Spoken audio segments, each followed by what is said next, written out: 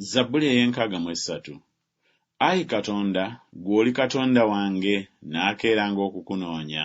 Emmeeme yange erumwa ennyonta eri ggwe, omubiri gwange gwegomba ggwe, mu nsi enkalu ekooyesa omutali mazzi. Bwe ntyo bwe nnaakutunuuliranga mu watukuvu, okulaba obuyinza bwo n'ekitiibwa kyo, kubanga ekisa kyo kiwooma okusinga obulamu, emimwa gyange ginaakutenderezanga. Bwe ntyo bwe nnaakwebazanga nga nkyali mulamu, naayimusanga emikono gyange mu linnya lyo. Emmeeme yange enekkusibwanga ng'obusomyo n'amasavu, n'akamwa kange kanaakutenderezanga n'emimwa egisanyuka.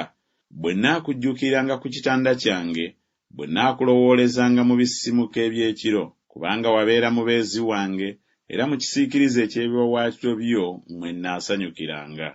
Emmeeme yange efuga okukugoberera, omukono gwo ogwa ddyo gumpanirira.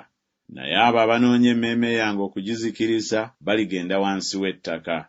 Baliweebwayo eri amaanyi ag'ekitala, balibeera mugabo gwa bibe. Naye kabaka alisanyukira Katonda, buli amulayira ye alyenyumiriza, kubanga akamwa k'abo aboogera eby'obulimba kalizibibwa.